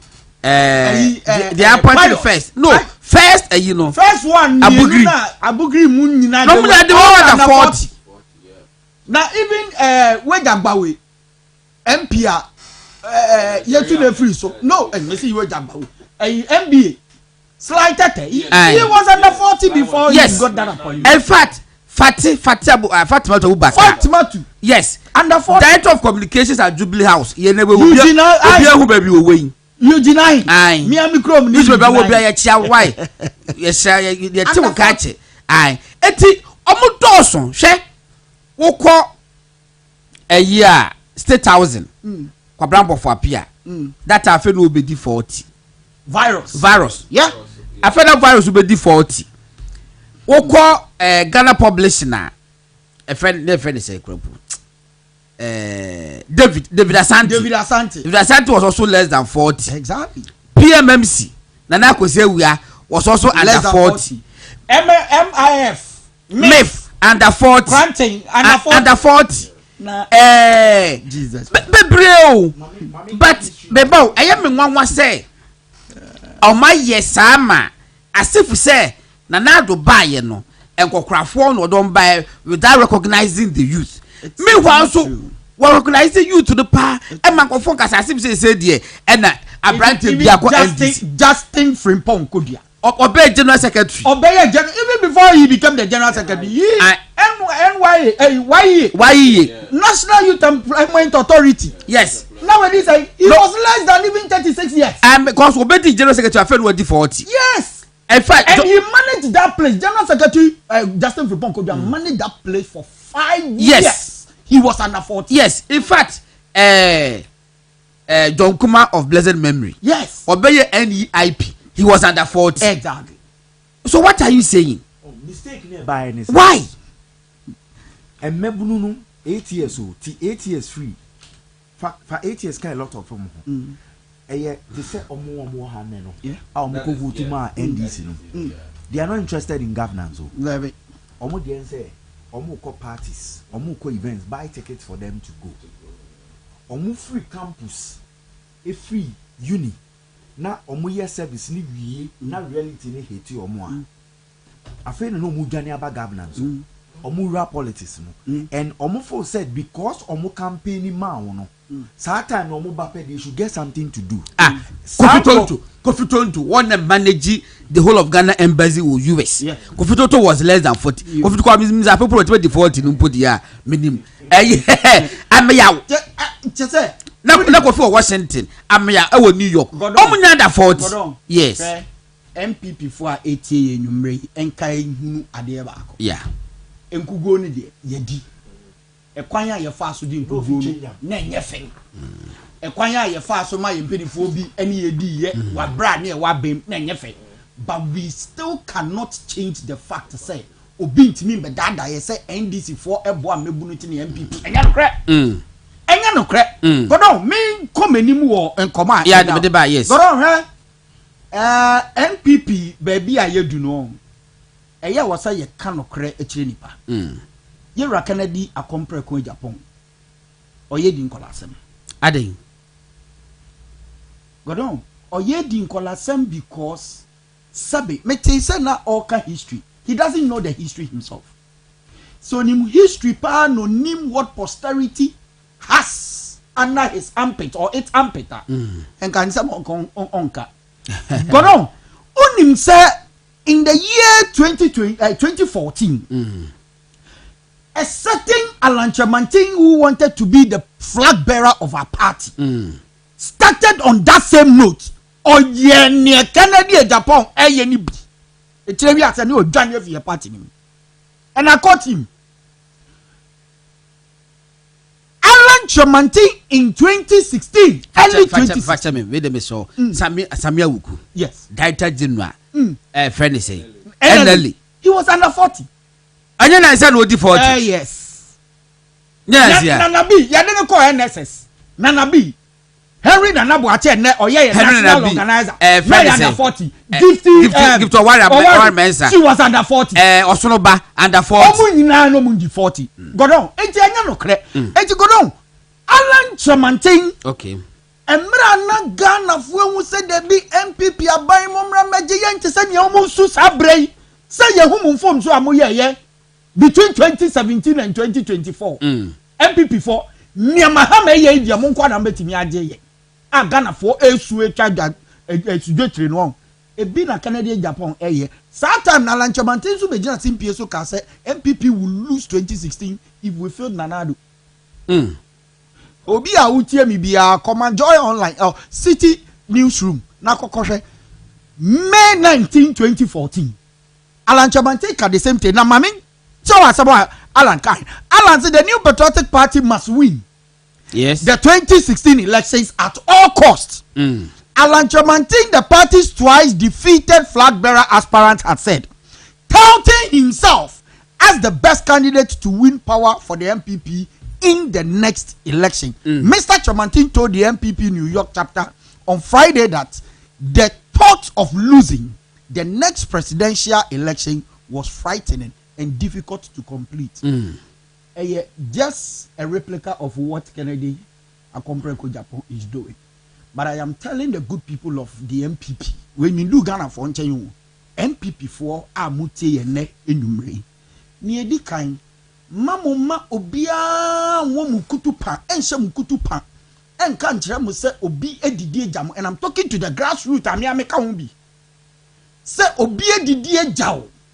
Enti enkotoa ba emanem be ye kendini me pacho wo today and now I Godon, I am saying it here without any shred of doubt to say MPP ni bie ni Ghana ha or say aban way or ye active MPP ni a aban we ya etwam Ekufuado aban when di kapre ewum say nipa na bi wo a omra metua ne sika na dem so obeka se personally bi obi a first kai share nsem godon enkrofo bi wo oman we mu ane omo kasa omo se yen hia for me anka bi godon sika tutu die over $350 million contract ayede mo obeyi mu 1 million at the man MPP what's a young boss you get just when I get so really but no I don't know bit and offer I don't second vice chairman Mr. Kisedu yeah many take care mu airport residential area and all try me or say man be your friend SS RRM Ponsam he sold his property at a prime area like airport residential area to buy a car for a presidential candidate at the time. Yeah. I'm not sacrifice you. Nifio airport residential area otonye and the tall car and my presidential candidate I mean money di wa sabre na chese na MPP wa hunyem aye pre ama party ni gina ne na so that time no crowd didn't win power. And that's a party na back for breso na kufu ama contract. Ya show you see yam building crofo and now be to see so say who is our go-to person as we speak as MPP because NDC4 can their go-to person can be Ibrahim Mahama. Na add Ibrahim no party na maniska. Brapeni assuming without admitting when we say Ibrahim Mahama ye NDC4 adoyemo dia be CMP so kada. E menti bi mu da mamude. Yes e bia papa wo yankofo di ba na go for report but party ni de this is what we call a statesman. And Julius Debra minimum people phobia say hey say Julius be by election there be who because they wouldn't know where to go but they will still vote for the MPP of course. Such people secretary do omo dia bo party they are not saying it in public. Na say what did you na say big go form na nkola se dia onya obia papa o ya ma sika se wo disike ya ba ba mu 20 kufo mre nana adoda ko kufo adomre yenti kromu ha na nkrofo bi bae se omo minister o de mo kromo nye yenti kromu ha na nkrofo bi bae se omo no omo DC kromo nye and that's nkrofo no so omo president edi we should not make mistake John Mahama ke bi kire yen obebu o man ne yehu bebi ode ekosi ye na John Mahama se ono ade a na ochi and eda no otumfo bae o sankai say vice president no cry the man no so here den on pay obi onye ready say obedi o man so de o da ne ko ba no be catch us afede ma ye ready medi so a bra o de o man no e na wo de hye ahohihiem esan say ono ankasa at the back of his head no onye krado so be den obedi o man so that is why I only plan or come but the okro yen odo ahobrase e beta Justin Frimpong ko du achi enei ono na MPP ankombre nyina no eso ye Justin Frimpong ko dua ye ka kire ni said the youth of this party is solidly behind him. The young and the older generation of this party is solidly behind Justin Frimpong Kodua. Ofeli yana na yen ye besuo. Na mbro no so dia obrase ni odo ni abotra edi party nanim eboabo ankaka na aka no ehu amana ye brane na edi akoye conference. Akwakosho ye constitution na ya pre ho na ya pol ho ni aye ni yie ama party no edi united front.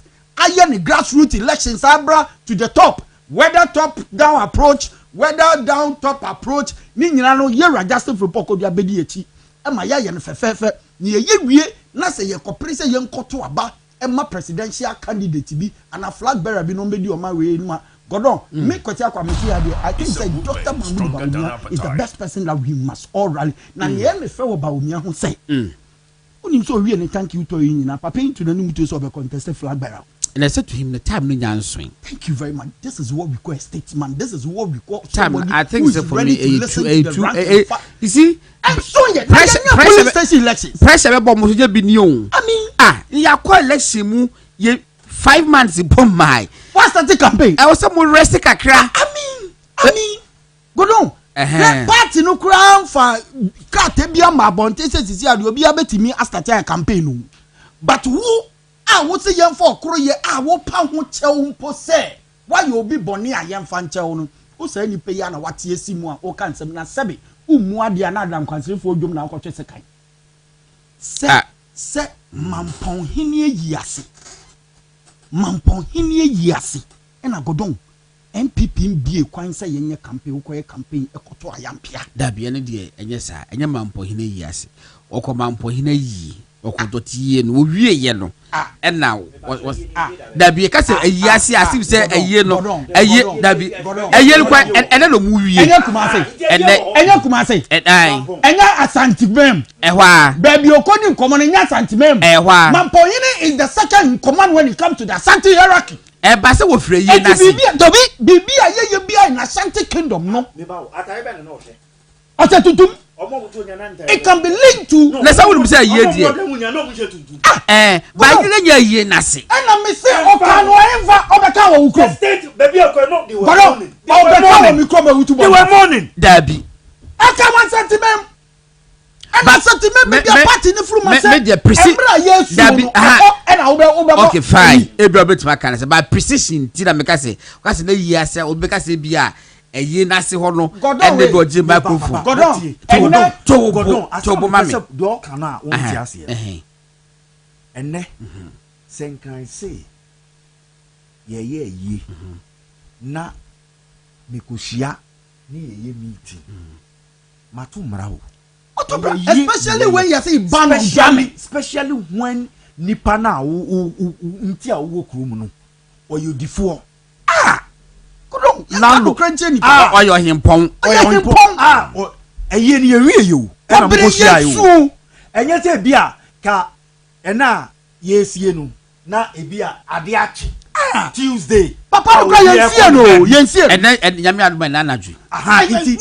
so the man was lying in state when the meeting was going on and you use that opportunity say who ko yie no na ade ko share sankrofo no sanke yie bi ni wa menya sure sanka obekwa ko yes meeting no crowd yesterday anana godon me the man no this me ba na wie ye godon yenda Dr. Mahmoud Bawumia ase godon ana no memenda menya kwanya ehia papa yi ne yere godon Samira Bawumia yi nipa dai anodin Samira Bawumia yi nipa o peni pa masema godon mi second lady a o brasie program na se no sabi producer okura chance ma menka ne sa na ti ase ena oje aduane e de serve ahoko obeye sa obeye Samira Bawumia nyame hia no wate yes oye nipa dodo e kwan obefa so ne wakasa na me kura microphone oba me twa say but mayor aren't you going to eat and I'm catching say wunti me ya fast am won wuku na ma be di president ne inshallah nyame hia Samira Bawumia wate amen nyame hia no amen MPP fo hu say we mu na wo say ye di omu die so me me methodist but me nya sure say me koto abapa yi o mampanyia ma Ghana enema first 5 ya me consider no asore wo ko beka ho mem so yin ba ko na kremoni ana we Buddhist ana we traditionalist ana so we de we Christian mem godon enti you ka say sa asore akasa eye ma me nko kwa me we de sema ba kwa sema working godon me sere we ni die mu Ghana ha there were 2 religions eye dominant, yes, very dominant. Christianity and Muslim. Godon pacho, yes, binum say, ma one of the religion being Muslims. Mamin kanesa, let me be emphatic. And be the president. Mbakono. I didn't yenti me fa o mine and show some mudi so. Godon, yeti wa ye kase. Who is the interior minister? Why a Muslim? O mampeni Nana Danko Ekufuado Abresu, who was the defense minister? Dominic, they say why Dominic, no, you're Muslim. I thought Christian. You, but go on. If you can entrust the internal security, President Kufuor type Malik Al-Hassan, no, a Muslim. If you can entrust the internal security, the interior, into the hands of the minority religion in this country. Who's you want to be your mind? No, but for forgive me, but say, Okasi will be a obetime di or mine so.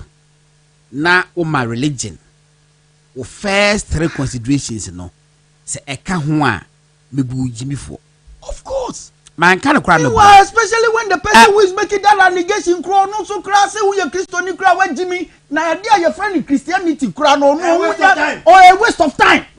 Kwame yankwai. Sabo so for so beba.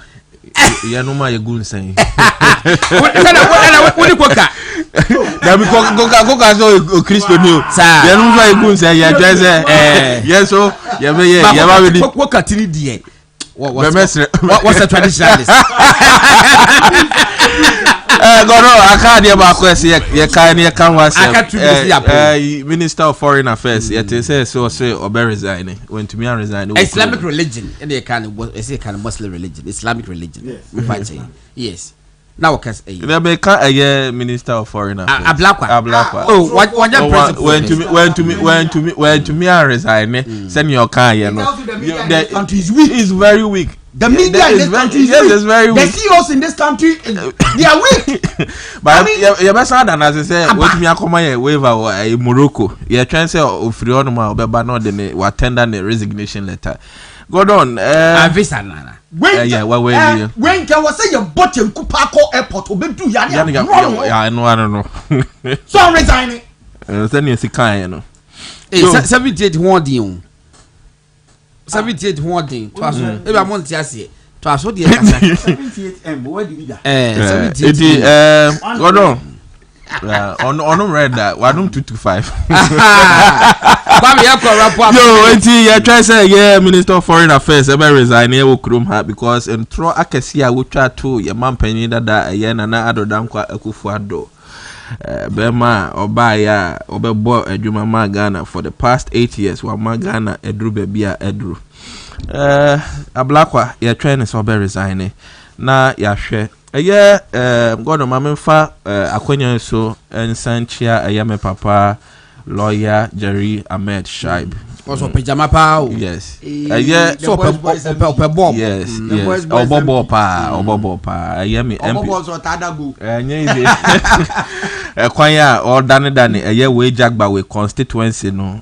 mbabu no ewo ho no ani aso yie pa na ye bompa ye se nkwa ene ahoden na hia ye be san ma ne baako e de aka ho godo hu aba ko se san menu o se kan cho so chia adenta for say o ma ye ne boni adenta for akoso ade ne enwanwa adenta for say o ma ye akoso aboni enti boni o mo de aye no o mo sere no 2028 o be she na me in fact adiatin ya godon adenta de adiatin ya 9-8 December ebo be 10 o'clock unam kroma no obi ebisa o akoso ewini ya na akoso ade ne die unam kroma obi ebisa o akoso ade ne dia no odin adenta for say o ma ya akoso amenu boni na ne friend say godon sani amami odi ahobrase na wenwini election pu oye ne tu adenta for nso yiri ni ade godon wa weni tu e kwan of fa so ba bi si ahye ne Wellington boot ko ne na matete mu ehwe se amanfo ma a omugu atitim it's a movement stronger than appetite bo aye ma ebinum nya ba bi pada adenta for 2028 onka na comment all right this penfo se e kwan no e wasade ya aboboa no na ekokusie entisi ano yedini nyina aba wieye abo 9 o'clock I just yes sorry so me fast that kese ma executive producer Chris Okweku na me fast that kese ma Mr Santi ene Billy Master Ebi na me producer Adongo Adongo na Adongo wana aka me mo ni din Akaline yo mate na Akaline intino de aseda kese be mo bibia na nwumre no me ne kwambe kwan wo we jagba we constituency wo ye MPP abrante ba ko a wo ye constituency youth organizer wo ho no mo na Steven Kwesi Akwa dodo afen Major Carlos ono so ebe kan ho ma yedi nkobo na chasotin antimi ama but koka eba ema ebedi nkobo efem God na Asare-Bediako yakopon ma ye tena na yensense ewo kokudero program efem movement in the morning na yeni enkobo good night.